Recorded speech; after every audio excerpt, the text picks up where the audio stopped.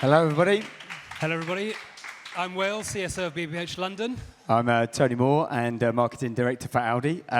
We're normally presenting to each other rather than with each other, so this is going to be an interesting experiment today. Hopefully it's going to go really well. A new blossoming duo, but if it's a disaster, you could let us know about that. Clearly we're fighting with lunch, so we'll try and keep this energetic and as less boring as possible. And sorry that we dressed identically. That was an accident. So we're going to start us off with a bit of Bo Burnham from back in 2021 from the film Inside, and a little clip, 20 seconds of just a song.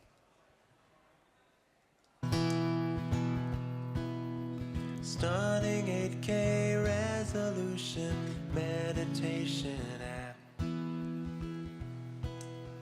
In honor of the revolution, it's half off at the Gap. Deadpool self-awareness, loving parents, harmless fun. The backlash to the thing that's just begun. There it is again, that funny feeling, that funny feeling. There it is again, that funny feeling. Funny feelings is what we're going to be talking to you about today. Bo talks about 8K resolution meditation app. He talks about the weird feeling that technology gives us. And today we're going to say how quaint 2021 was when he made that. We had emojis, we had Zoom.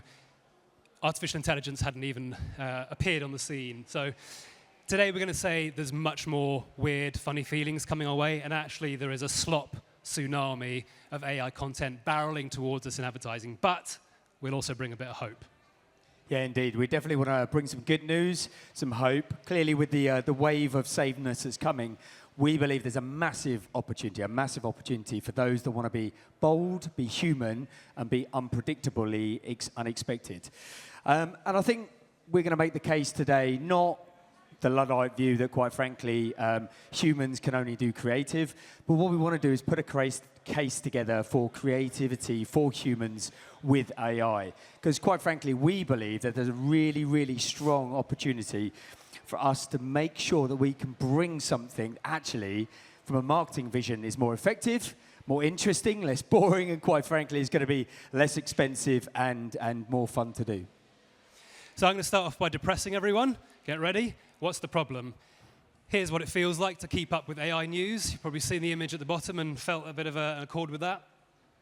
Here's a prompt from 2022 saying a woman's necklace showing a sunflower. Here it is this month. And you can just see the incredible improvement. And if any of you have used Google VO3, you know that it can do that while we're showing you a still. It can do that in motion too. And the problem is that lines are going to behave like lines. So here on the chart is computers getting more powerful, and it just seems to be that they're getting more intelligent, and the results in creative and assets are getting much, much better. And here is an example of what someone's created on VO3 just this month. Try these new painkillers. They help a lot. The new G-Max shoes. You go so fast in these. This bag is available for my subscribers, link below. 12 colors for every occasion. We could go on, right? And it is technically very impressive. We are coming out of Uncanny Valley. There's a few little glitches still, but that's going to fool most of the 60-year-olds in the world. And soon it's going to be the 40-year-olds, and then the 20-year-olds, and then the 10-year-olds. But the case we want to make is that AI at the moment is really, really, really good autocomplete. That's how the models work. They are saying, I, blank, you. The blank in that sentence is probably love, because that's the word that appears most on average in the English language. And so as a result of that, the slop tsunami is coming our way. What does that feel like? Go back to the early 2000s with AdWords, color those in, give them a strong meal, put them on steroids, and you've got something that's close to coming to your feeds. You're probably feeling it right now in your feeds anyway. It's going to be more homogenous, more soulless stuff, more stuff like that, those videos that I showed you, and everyone's just going to tune out to them. So these influencers are coming. There's a line in Terminator where the guy who created it just goes, imagine a pilot who never gets tired, never gets distracted. Well, those influencers are never going to get bored of shopping. They're going to be on 24 hours a day just coming at you, and it's going to get really boring. Last year, we stood on this stage and showed you how the world was getting more samey. Architecture, book covers, cafe design, cars, movie posters, houses. Everything's getting more samey, and AI is going to be more of a forcing function into the mean. Tony and I just both work in car marketing, so we did the example of going, please give me 5 emotional insights that could form the basis of a compelling car ad. And actually, those 5 insights we'd probably accept on a brief. They're pretty good. So you're either going to have to be first, or you're going to have to do something different, because everyone's going to have access to that list. So what's the answer? Tony, bring us back up. Yeah, we need a bit of energy, don't we? I mean, clearly, those ads are bland. And they're a demonstration of how you can use a tool without actively thinking creatively. I think there's some really good examples at the moment, specifically on X. There's a user, Meta Puppet, who is actually creating something with the same tools, Google VO3, but actually they're doing it with an active hand on the steering wheel. They're trying to take a different view of creativity. They're thinking a bit deeper, and they're steering AI in a better way. And as a result of that, they come up with some unexpected examples. Recent studies have revealed that microplastics are being found in human testicles, raising concerns. You can never about the trust these potential impact studies. on male reproductive health.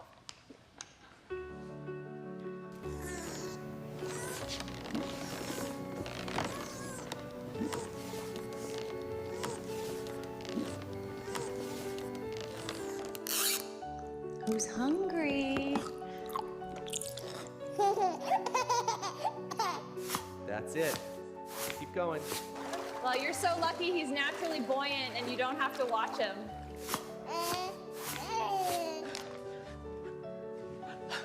Is it Bob? No, he doesn't need sunscreen or anything. He just gets softer as he warms up.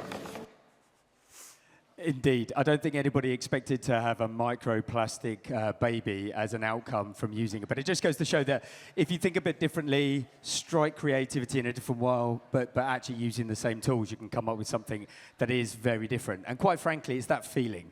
It's not a funny feeling. It's a little clunky, yes. It's still a little artificial, but it made you feel something. It was shock, it was joy, it was awe, it was maybe even disgust.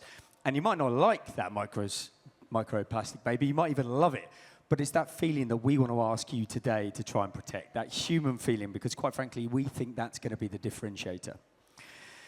So we're going to try and give you 4 tips, a bit of advice today, the first of which is listen to the Red Queen. Now, for those that don't remember the Red Queen, she is a character from Alice in Wonderland, and there is an amazing scene where Alice and the Red Queen are running together, and they're running really fast, and Alice turns around to the Red Queen and says, you know, in my country, if we were to run as fast as this for as long as this, we would get somewhere else. And the Red Queen says, quite frankly, well, if you want to get anywhere in this world, you need to fundamentally run faster. And if you need to get anywhere else, you need to run even faster. And I think that's how we feel about the AI world at the moment, and it's accelerating at such a fast pace. We think that as brands, if you want to try and keep and blend in, you're going to have to run as fast as the Red Queen. But if you want to break out, quite frankly, you're going to need to run even faster. And there's a little bit of hope here. OpenAI, the ChatGPT wizards, have recently bought John Ives' company for $6 billion. And they did that because they wanted to buy his brain. They wanted to buy his creativity, his judgment. They wanted to make sure that actually, even in a world where they were the closest to artificial general intelligence, actually, creativity and judgment, they believe, still has value. So as Will's quite neatly pointed out, you know, all of these AIs, all of these LLMs, they're quite frankly in love with the average. They are becoming the masters of the mean, the masters of the middle, the masters of the meh. We know, like Meta Puppet and other content creators in your feeds at the moment, that actually you can be and they can be the masters of meaning.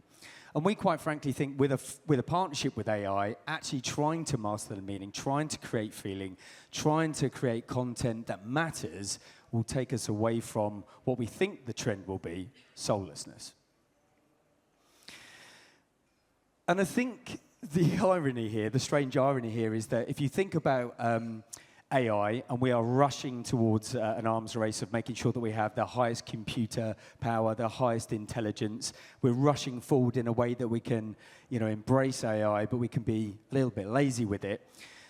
The way to differentiate, the way to actually give us back our edge, is to think creativity for humanity. And therein lies the challenge, because if you think about the Red Queen, everybody is running at the same pace, or at least they can if they choose to run at the same pace. So you think about the edge that you need.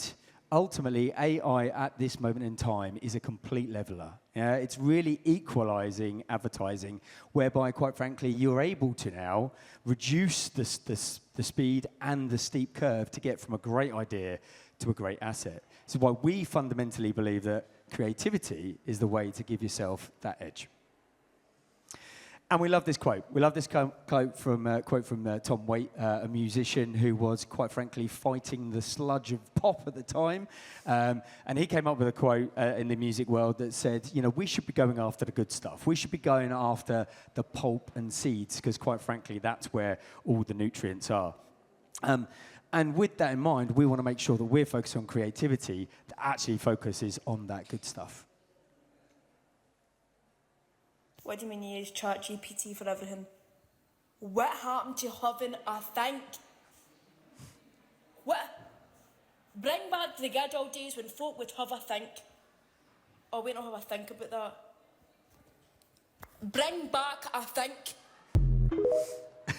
I mean, the point there is that whilst the machines are thinking, and everybody else is using the machines that are thinking, actually, wouldn't it be beautiful to think yourself and differentiate yourself as a result of having a think? So point number one, bring back having a think. Point number two is use the AI against itself, judo throw it back on itself.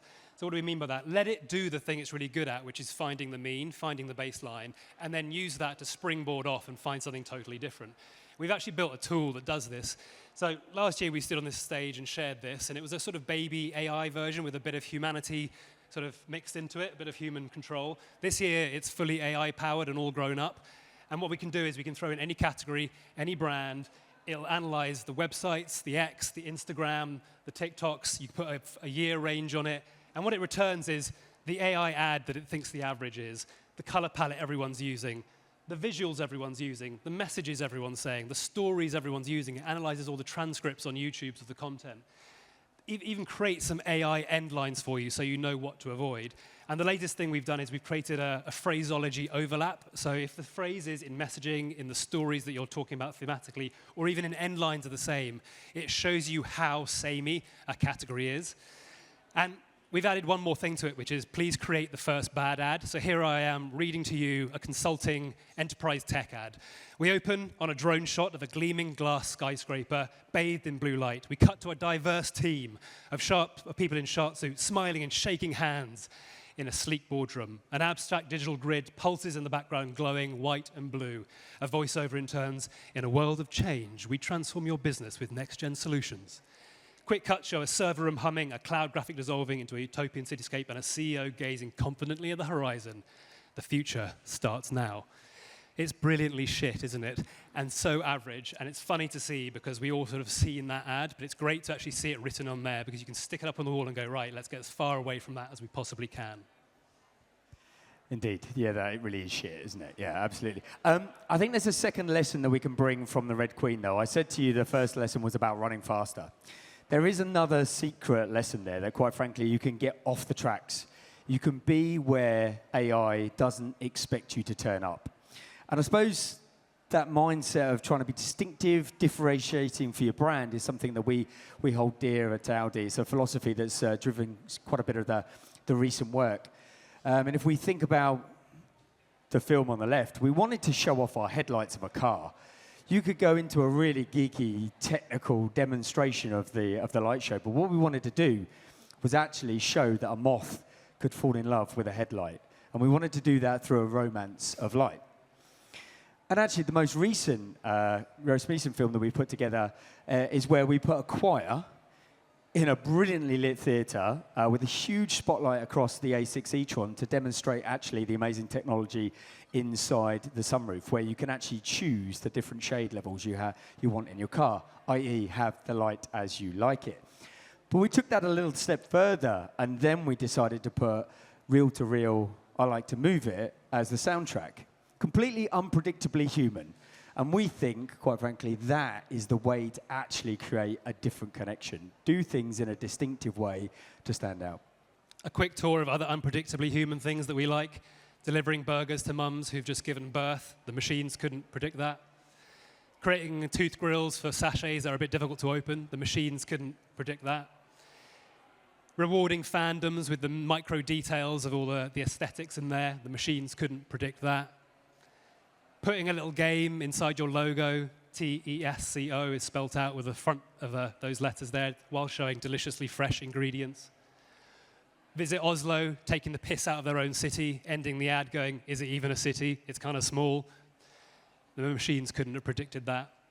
And finally, a winner recently, KitKat swapping out the phone there. The machines couldn't have predicted that. So we think there's going to be a forcing function for more unpredictability in creativity as the machines force us back to the middle. And as a fourth idea, and I can talk about this because it's cost orientated, and you don't like to talk about cost, do you? Well, no. So being the client, I can say, but I think we all recognise that the quality of any creative we know actually drives a better result. It enables you to be more effective. We generally believe that actually using a creativity for human will, quite frankly, create a lower cost of acquisition. And whilst a huge number of people might well plough into AI, not think too deeply from a creative point of view, actually then become lazy, what they'll naturally see, their cost of acquisition diminish and their marketing effectiveness diminish as well. And we think conversely, therefore, then if you embrace creativity, if you embrace that quality, that actually you can start to drive up your marketing effectiveness and drive down your cost of acquisition. Cheaps never look so good, I suppose, Will, hey? Exactly. So that's us. What was the journey we took you on? Bit of doom and gloom, just going, two things are going to collide together, human laziness and the computers getting more powerful. So our feeds, our worlds are just going to get taken over by the machines who push us into average. But there is indeed hope, isn't there, Will? This is where I brought the energy back in the presentation. I don't know if you noticed that, everybody in the audience. But we set out a bit of a vision at the beginning, which was talking about, that marketing vision where we thought we could be more effective, we could be cheaper, we could be more interesting, we could be more engaging a brand, and quite frankly, we could have more inspiring interest as we progressed. We've also talked about how that sea of the same is danger. We've talked about how we can use AI against itself with the Zig index to make sure actually we're outwitting AI, or we're staying ahead of that slop of tsunami.